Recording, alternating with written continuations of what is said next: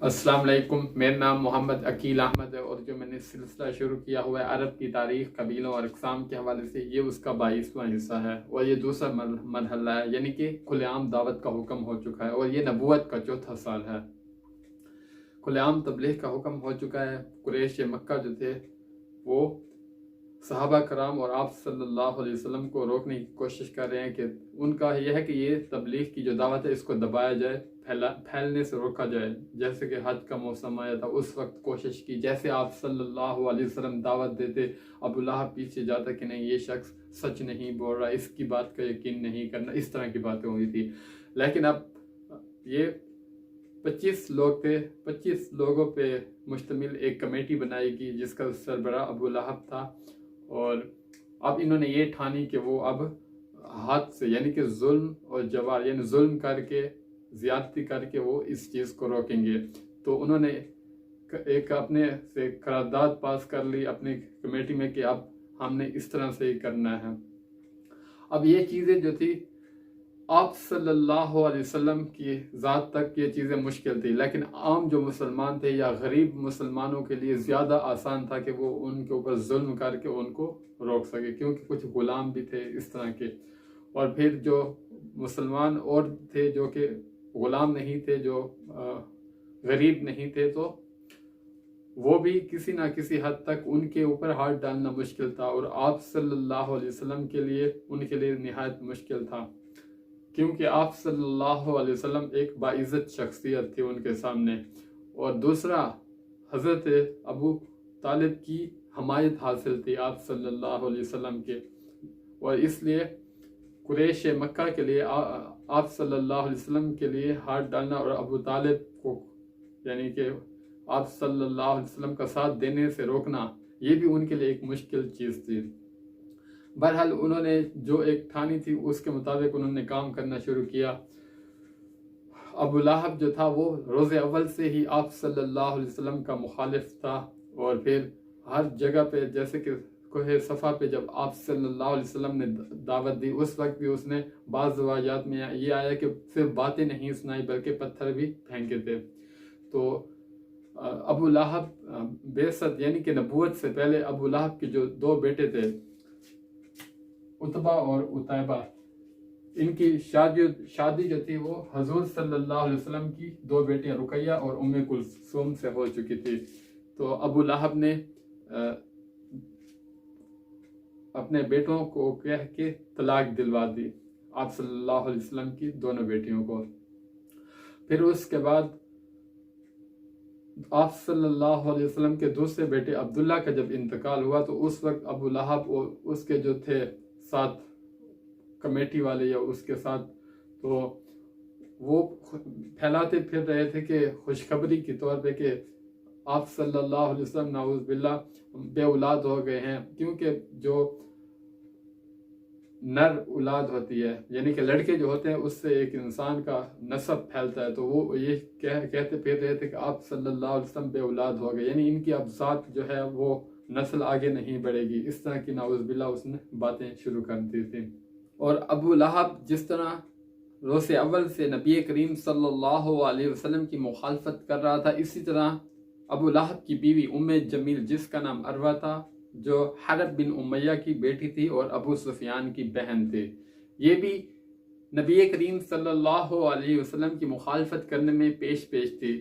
और ये बहुत ही मुफसिदा औरत थी और नाउज़ बिल्लाह नबी करीम सल्लल्लाहु अलैहि वसल्लम को गालियाँ देती थी। और जिस तरह अबू लहब लोगों को कहता था कि आप सल्लल्लाहु अलैहि वसल्लम नाउज़ बिल्लाह झूठ फैलाते हैं, इस तरह की बातें ये भी पेश थी। और ये नबी करीम सल्लल्लाहु अलैहि वसल्लम के दरवाजे के आगे कांटे बिछाती थी, रास्ते में भी कांटे बिछाती थी, रुकावटें डालती थी, आप सल्लल्लाहु अलैहि वसल्लम का सफ़र को तकलीफ दे बना देती थी। इसलिए इसका जो कुरान मजीद में इसको जिस लक़ब से कहा, हम्मालतल हतब के, लकड़ियाँ इकट्ठे करने वाली। तो उम्मे जमील जो है ये हाथ में कंकरियां लेके फिर रही थी और आप सल्लल्लाहु अलैहि वसल्लम के बारे में पूछ रही थी। और जो रास्ते में मिलता कहती कि अगर मोहम्मद सल्लल्लाहु अलैहि वसल्लम मुझे मिले, नाउज़ बिल्लाह, मैं ये कंकरियां उनके मुंह पे मारूंगी। तो तलाश करते हुए ये हरम में पहुंची काबतुल्लाह के पास, तो वहाँ पे देखा, वहाँ पे नबी करीम सल्लल्लाहु अलैहि वसल्लम और अबू बकर सिद्दीक रज़ी अल्लाह ताला अन्हो मौजूद थे। जब ये पहुंची वहाँ पे तो इसने देखा और कहा हज़रत अबू बकर सिद्दीक रज़ी अल्लाह ताला अन्हो से, क्योंकि अल्लाह ताला ने इसकी नज़र को पकड़ लिया था, इसलिए इसको सिर्फ हज़रत अबू बकर सिद्दीक रज़ी अल्लाह ताला अन्हो दिखाई दे रहे थे। इसने पूछा कहाँ है तुम्हारा साथी कि जो मेरे बारे में बातें करता है और मेरे शोहर के बारे में बातें करता है। तो फिर उसने कहा कि ये जो पत्थर हैं तो मैं अगर वो मिले तो मैं उनके मुंह पे मारूंगी। तो फिर उसने कहा कि मैं भी एक शायरा हूँ।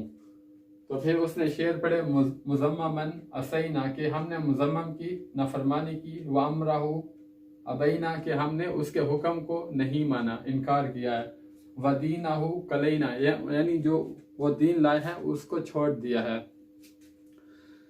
तो इसके ऊपर एक और है कि अबू बकर बज़ार इजाफा करते हैं कि जब इस औरत ने कहा उम्मे जमील ने कि मैं भी शायरा हूँ, तो हज़रत अबू बकर सिद्दीक रज़ी अल्लाह ताला अन्हो ने जवाब में कहा कि नबी करीम सल्लल्लाहु अलैहि वसल्लम शायर नहीं है।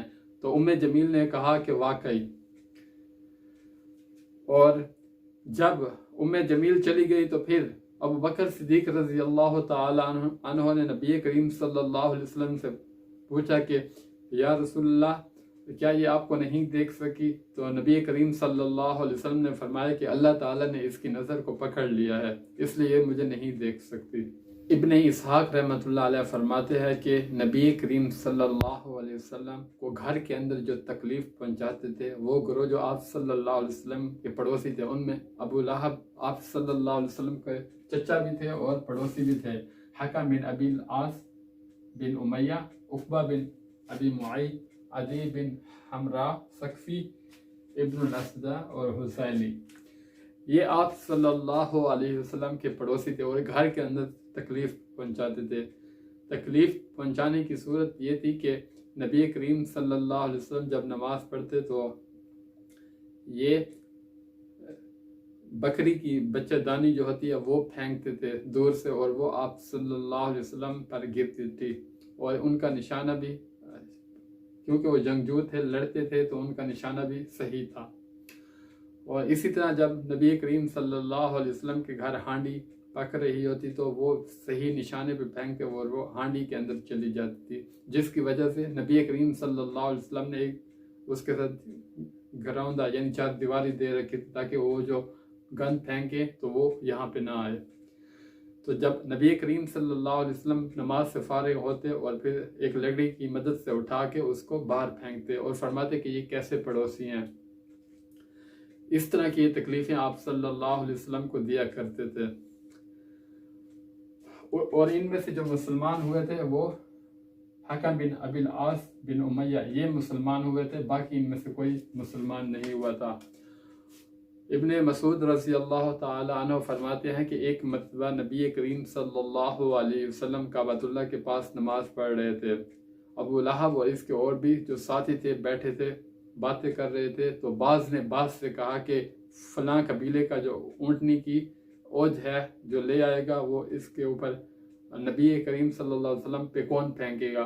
तो इसके ऊपर कौम का बदबख्त तरीन इंसान जो है उक़बा बिन अबी मुआइद, इसने कहा कि ये काम मैं करूँगा। तो उसके बाद ये उठा और गया और वहाँ से वो जिस कबीले की जो थी ऊँटनी वो उसकी ओझ लेकर खड़ा हो गया। और जब नबी करीम सल्लल्लाहु अलैहि वसल्लम के सजदे की तशरीफ़ ले जाने का इंतज़ार कर रहा था, जब नबी करीम सल्लल्लाहु अलैहि वसल्लम सजदे में गए तो इसने वो ओझ जो थी आप सल्लल्लाहु अलैहि वसल्लम के दोनों कंधों के दरमियान पे रख दी। और फिर आपस में जो ये लोग थे ये लूट पुट एक दूसरे के ऊपर गिर रहे थे और हंस रहे थे।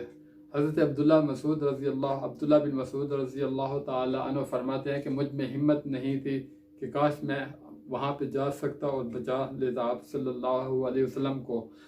इतने में हज़रत फ़ातिमा रज़ी अल्लाह ताला अन्हा पहुँची और वो ओझ जो है वहाँ से उतारी। तो उसके बाद नबी करीम सल्लल्लाहु अलैहि वसल्लम ने कुरैश के लिए बद्दुआ की, और जिन्होंने ये हरकत की आप सल्लल्लाहु अलैहि वसल्लम ने उनके नाम गिन गिन के बद्दुआ की, एक एक का नाम लिया और बद्दुआ کی۔ حضرت عبداللہ بن مسعود رضی اللہ تعالی عنہ فرماتے ہیں کہ یہ لوگ پریشان ہو گئے تھے کیونکہ یہ ایسی جگہ تھی یعنی کعبۃ اللہ جہاں پہ دعائیں اور بد دعائیں قبول ہو جایا کرتی تھیں۔ اب یہ سب پریشان ہو گئے تھے، اور پھر حضرت عبداللہ بن مسعود رضی اللہ تعالی عنہ فرماتے ہیں کہ اس ذات کی قسم جس کے قبضے میں میری جان ہے، جن کے نام آپ صلی اللہ علیہ وسلم نے گن گن کے لیے تھے، بدر کے کنویں میں وہ سارے مقتول حالت میں پڑے ہوئے تھے۔ اور اسی طرح وہ جو نبی کریم صلی اللہ علیہ وسلم کو تکلیف پہنچانے والے لوگ تھے، ان میں امیہ بن خلف کا رشتہ دار جو نبی کریم صلی اللہ علیہ وسلم کو نعوذ باللہ لعن طعن کرتا تھا، ان کے بارے میں آیت نازل ہوئی، وَيْلٌ لِكُلِّ هُمَزَةٍ لُمَزَةٍ۔ ہمزہ اس شخص کو کہتے ہیں جو اعلانیہ گالیاں بکے اور ٹیڑھی نظروں سے دیکھے، چھیڑنے والی نگاہوں سے، اور لمزہ اس شخص کو کہتے ہیں جو پیٹھ پیچھے برائیاں کرے اور اذیت دے، تکلیف دے۔ امیہ کا بھائی ابی بن خلف عقبہ بن معیط کا جو ہے وہ گہرا دوست تھا، تو ابی نے نبی کریم صلی اللہ علیہ وسلم کے محفل میں کوئی بات سنی تو پھر اس نے عقبہ کو غیرت دلائی، تو تم سخت سست ہو، عتاب کیا، اسے غیرت دلائی۔ تو پھر ابی نے کہا کہ تم جا کے نعوذ باللہ نبی کریم صلی اللہ علیہ وسلم کے منہ پہ تھوکو، تو عقبہ نے ایسے کیا۔ اور جو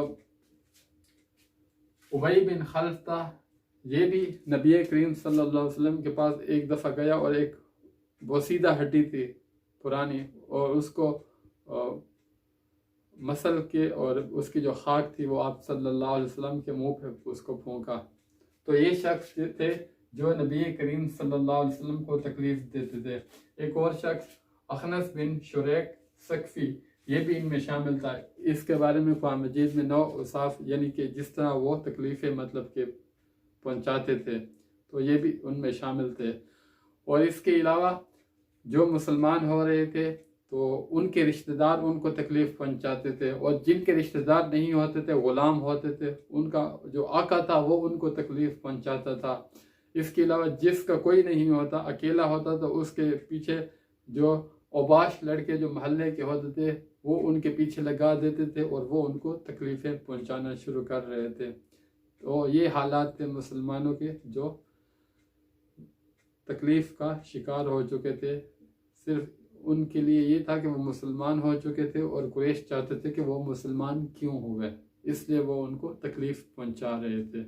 اور اسی طرح ابو جہل بھی نبی کریم صلی اللہ علیہ وسلم کی محفل میں اٹھتا بیٹھتا تھا، قرآن مجید سنتا تھا، لیکن قرآن مجید کا اس کے اوپر کوئی اثر نہیں ہوا۔ قرآن مجید کی آیت اس کے بارے میں فلا صدق ولا صلی، نہ اس نے صدقہ کیا اور نہ اس نے نماز پڑھی، اور وہ بھی اسے اول سے نبی کریم صلی اللہ علیہ وسلم کو نماز پڑھتے دیکھتا تھا، پڑھتا نہیں تھا بلکہ روکتا تھا اور رکاوٹیں پیدا کرتا تھا، تو دھمکیاں بھی دیتا تھا نبی کریم صلی اللہ علیہ وسلم کو۔ روایت میں آتا ہے کہ نبی کریم صلی اللہ علیہ وسلم نے ابو جہل کو گریبان سے زور سے پکڑا، کہا اولا لک فاولا ثم اولا لک فاولا، کہ تیرے لیے بہت ہی موضوع ہے، تیرے لیے بہت ہی موضوع ہے، یعنی تیرے لیے بہت ہی تکلیف دہ ہے، تمہارے لیے تکلیف دہ بات ہے۔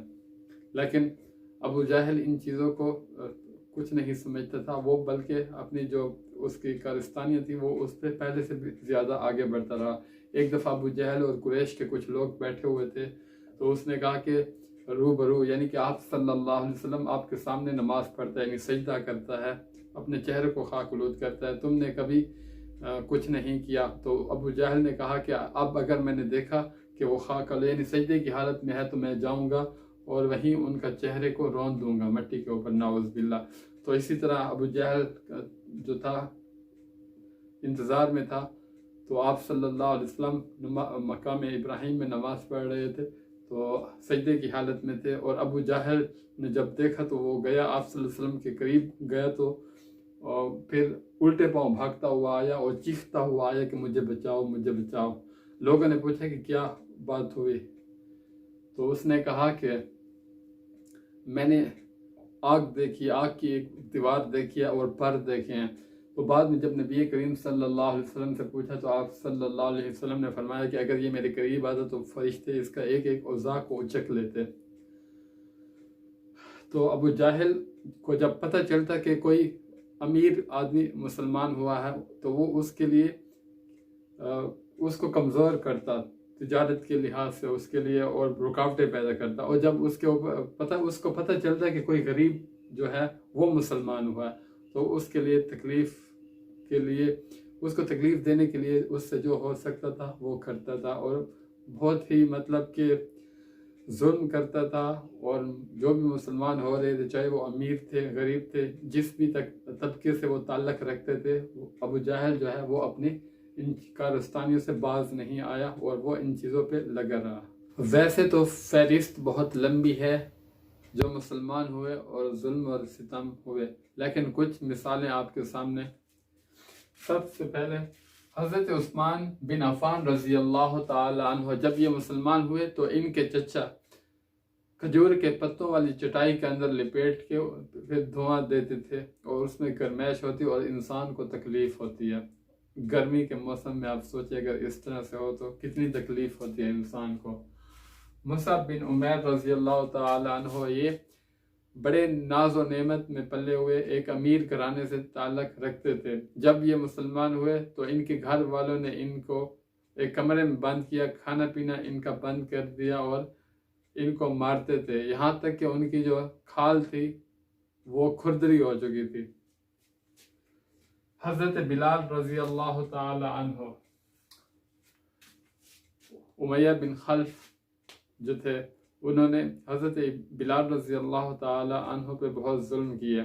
ان کے گلے میں رسی باندھ کے اوباشوں کے حوالے کر دیتے، وہ کھینچتے تھے، گردن پہ نشان بن چکے تھے. دوسرا جب شباب پہ ہوتی تیز گرمی ہوتی تو وہاں پہ ان کو لٹاتے تھے، اوپر پتھر رکھتے تھے، کوڑے مارتے تھے اور کہتے تھے کہ محمد کے دین سے انکار کر. لیکن حضرت بلال رضی اللہ تعالی عنہ احد احد کا نعرہ بلند کرتے تھے.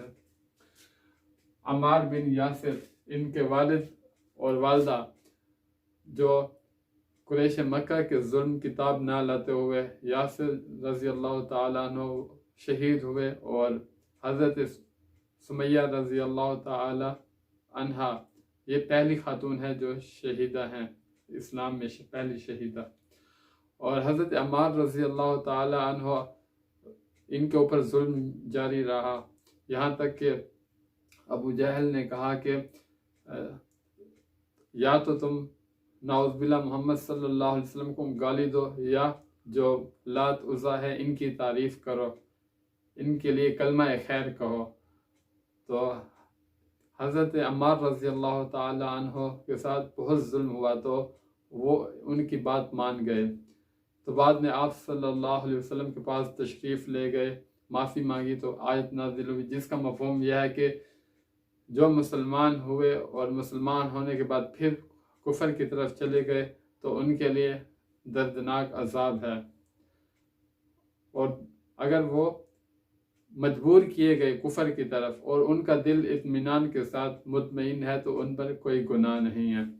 اس کے علاوہ بھی بہت سارے صحابہ کرام ہیں جن کے اوپر ظلم ہوا، تو فہرست بہت لمبی ہے، سب کو بیان نہیں کیا جا سکتا.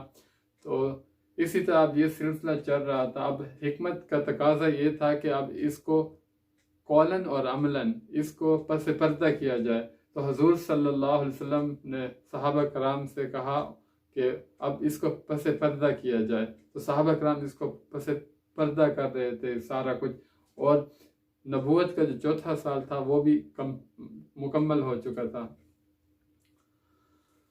تو اب صحابہ کرام کا ایک لشکر جو تھا کہیں وہ گھاٹی میں نماز پڑھ رہے تھے وادی میں، تو وہاں سے کچھ کفار گزرے، انہوں نے دیکھا کہ یہاں پہ تو نماز پڑھ رہے ہیں، وہ رکے اور پھر آپس میں گالم گلوچ ہوئے.